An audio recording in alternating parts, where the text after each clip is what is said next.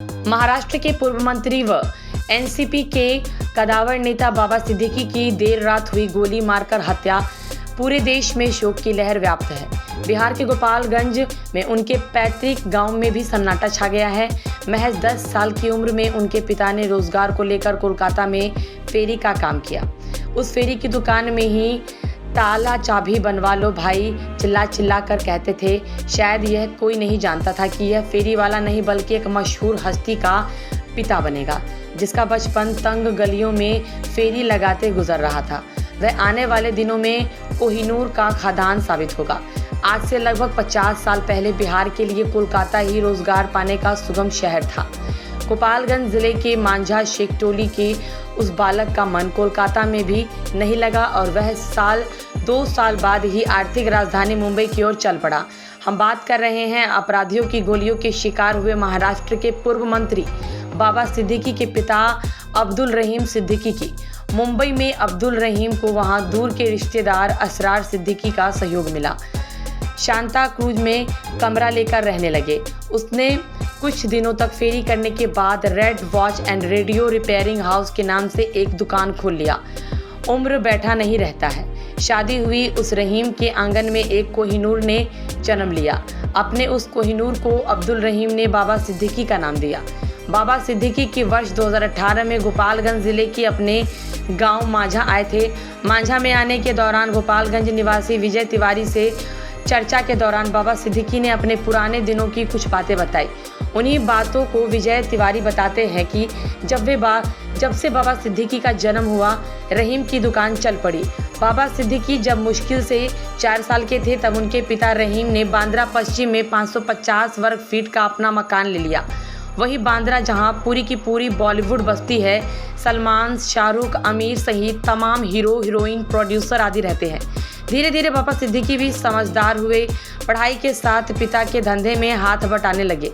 बाबा कुछ दिनों तक पिता के धंधे में हाथ बटाने के पश्चात अपना चाइनीज़ फास्ट फूड का ठेला भी लगाने लगे।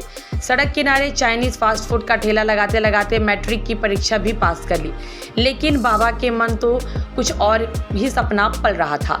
वर्ष 1977 में इंटरमीडिएट शुरू हुआ। बांद्रा पूर्व से 3 बार विधायक बने। कॉलेज में नामांकन के साथ ही छात्र संगठन NSUI से जुड़ा और राजनीति की ओर पहला कदम बढ़ा दिया। वर्ष 1980 में अध्यक्ष की रेस में आया, लेकिन सफलता नहीं मिली। इसके बाद उसने बाबा सिद्दीकी नाम से अपना एक निजी संगठन बनाया, जो छात्रों के हित में पूरे महाराष्ट्र में काम करने लगा। बाबा इस संगठन के माध्यम से महाराष्ट्र के विभिन्न कॉलेजों में छात्र संघ का चुनाव लड़वाते और अपने समर्थक छात्रों को जितवाते। नतीजा यह हुआ कि बाबा का राजनीतिक जड़ महाराष्ट्र में गहरा होने लगा। अपनी मेहनत के बल पर बाबा सिद्दीकी मुंबई युवा कांग्रेस के महासचिव बने। फिर फिल्म अभिनेता और कांग्रेस नेता सुनील दत्त के संपर्क में आए। उसके बाद फिर बाबा सिद्दीकी ने पीछे मुड़कर नहीं देखा और लगातार मुंबई के बांद्रा पूर्व से 3 बार विधायक बने और इसी दौरान उन्हें राज्य मंत्री बनाया गया। बाबा सिद्दीकी ने अपने जीवन की शुरुआती 5 साल गोपालगंज के शेखटोली गांव में बिताया था। 2018 में गोपालगंज आए बाबा सिद्दीकी ने अपने गांव के पुराने मित्र और परिवार के सदस्यों से मुलाकात की थी। यहाँ एक सरकारी विद्यालय में आयोजित कार्यक्रम में शिक्षा संबंधित सामग्री का वितरण भी किया था। बाबा सिद्दीकी ने अपने फेसबुक पर भी लिखा था कि गोपालगंज से मेरा बचपन जुड़ा है और यहाँ काफ़ी दिनों बाद आया हूँ। बाबा सिद्दीकी के ममेरे भाई मोहम्मद जलालुद्दीन का परिवार आज भी इसी गांव में रहता है। बाबा सिद्दीकी ने 26 जून 2020 में एक फेसबुक पोस्ट की थी जिसमें उन्होंने अपने और गोपालगंज के मांझा शहर से रिश्ता बताया था। यादें शेयर करते हुए उन्होंने लिखा था कि मेरे पिता का जन्म मांझा में हुआ था और मुझे मेरे बचपन की कई यादें इसी शहर से जोड़ती है। बाबा सिद्दीकी ने गोपालगंज में क्रिकेट अकादमी और क्रिकेट के क्षेत्र के विकास के लिए अहम योगदान दिए थे।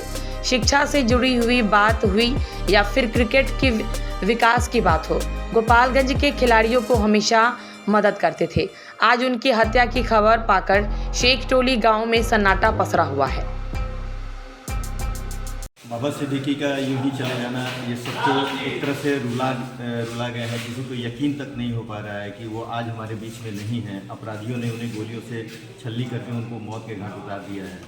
बाबा सिद्दीकी एक ऐसे शख्सियत थे जो कि गोपालगंज के इस मांझा जहाँ पे हम लोग मौजूद हैं, ये गुफरान साहब के घर पे, यहाँ से इनका ताल्लुक रहा है गोपालगंज ज़िले से, बिहार की धरती से ताल्लुक रहा है और यहाँ से उभर करके वो महाराष्ट्र में जा करके और अपनी एक पहचान बनाना और एक नेशनल लेवल का पहचान बनाना, ये मतलब एक अपने आप में एक मिसाल थी और शायद ये राजनीतिक कैरियर ही उनका था और उनका एक राष्ट्रीय स्तर का जो एक कद था, हमको लगता है कि शायद कहीं ना कहीं यही एक कारण हो सकता है। दूसरी चीज़ ये है कि बाबा सिद्दीकी माझा में भी अपने मेमोरियल ट्रस्ट के माध्यम से, बाबा मेमोरियल ट्रस्ट के माध्यम से जो है बच्चों को निःशुल्क कंप्यूटर की शिक्षा देते थे। गोपालगंज के कई कॉलेजों में भी उनके ये संस्थान चलते थे और बिहार के अन्य जिलों में भी उनके द्वारा ये शैक्षणिक संस्थान फ्री में निःशुल्क चलाए जाते थे।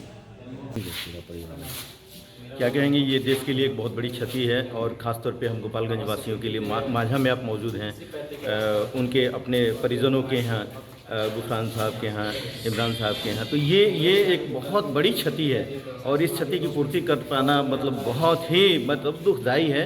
और ये कहा जा सकता है कि बाबा सिद्दीकी इस छोटे से जगह से उभर करके और महाराष्ट्र जैसे जगह पे जाकर के उन्होंने जो पहचान बनाई अपनी और एक नेशनल लेवल के नेता बने। आज आप देख सकते हैं कि किस तरीके से उनकी अपनी ये शाख है और शाख क्यों नहीं रहेगी। वो बाबा सिद्दीकी आज हमारे बीच में नहीं है, ये हमें यकीन नहीं हो पा रहा है। हर लोग स्तब्ध है, माझा से लेकर के हर चाहने वाले उनके लोग, क्योंकि उनको गरीबों के मसीहा के नाम पे लोग यहाँ पे जानते हैं, बिहार में, गोपालगंज में, माझा में, और हर लोग ये मतलब विश्वास नहीं कर पा रहे कि आज वो हमारे बीच में नहीं। जो बच्चे पढ़ाई कर का नाम है, मेरा नाम मोहम्मद गुफरान हुआ, मैं उनका भतीजा हूँ। बाबा सिद्दीकी जो है इसी पैतृक आवास पर रहते थे और वे लोग आज से लगभग 40-50 साल पहले यहाँ से चले गए। मुंबई में जाने के क्रम में मेरे पिताजी व्यवसाय शुरू किए और उन्होंने अपना राजनीतिक कैरियर, उसके बाद उन्होंने 1999, 2005 और 2009 में विधायक और 2009 में मंत्री की पोस्ट पर मिले। बाबा सिद्दीकी के मानव था उनकी योजना थे कि हम अपने पैतृक आवास के बच्चों को जो है मुफ्त एजुकेशन दिया जाए ताकि जो है बच्चे जो है उनकी शिक्षा से जुड़ सकें। इसके लिए उन्होंने पूरे बिहार में जो है 40 एजुकेशनल इंस्टीट्यूट खोल रखे थे। यहाँ पर जो है माझा के ज्ञानोदय कृष्ण स्कूल में, गोपालगंज में, पूर्णागिरी के यहाँ और जो है उर्दू कॉलेज में भी जो है इस तरह के इंस्टीट्यूट चल रहे हैं और यहाँ पे फ्री कंप्यूटर, फ्री कंपटीशन और फ्री जो है बच्चों को, गरीब बच्चों को जो है फ्री एजुकेशन दिया जाता है। मेरा नाम अब्दुल है और मैं माझागढ़ से हूँ। बाबा सिद्दीकी के परिवार से लोग ये दुखद घड़ी है। दूसरा चीज़ है वो ऐसे इंसान थे, महफिल इंसान थे। वो अपने गांव में, अपने ज़िला के लिए वो बहुत काम करते थे, खास करके एजुकेशन के गरीब बच्चों के लिए। और कोरोना काल में लगभग वो गोपालगंज जिला में 3 करोड़ बहुत सारा सहायता वो किया था। और उनका एक सपना था कि यहाँ पे कुछ मैरिज हॉल बने, इस तरह के लोग हो, कंपटीशन में बच्चे जाएँ, जो आगे इस जिला का, इस गांव का नाम रोशन करें, ये उनका सपना था। लेकिन कल के दुखद घटना से इस परिवार को बहुत राहत मिला है और काफ़ी दुख है। और हम खुदा से बहुत सी प्रार्थना करें कि उनको जन्नत की जगह दे, एक अच्छे इंसान। हमारी माझा सेक्टोली बहुत ही दुख की बात है कि हम सभी के गरीबों के मसीहा, मुंबई के कदावर नेता बाबा सिद्दीकी अब इस दुनिया में नहीं रहे। उनके द्वारा जो उनके फादर के नाम से अब्दुल रहीम सिद्दीकी मेमोरियल ट्रस्ट के माध्यम से जो मुफ्त शिक्षा चल रहा था, सबसे बड़ा चीज़ है कि आज उस बच्चों का क्या होगा। शिक्षा के क्षेत्र में एक अलग जगत जगाने वाले थे, एक अलग जगा रहे थे। बिहार के खासकर लोगों को इसका बेनिफिट जो है बहुत बढ़िया मिल रहा था। आज उनके चलते 40 इंस्टीट्यूट मुफ्त में बिहार में चल रहा था, जो कि गोपालगंज में 3-3 इंस्टीट्यूट चलता है। बहुत दुख की बात है। वैसे कदावर लोगों को भी इस अपराधियों ने गोली मार दिया, बहुत ही दुख की बात है।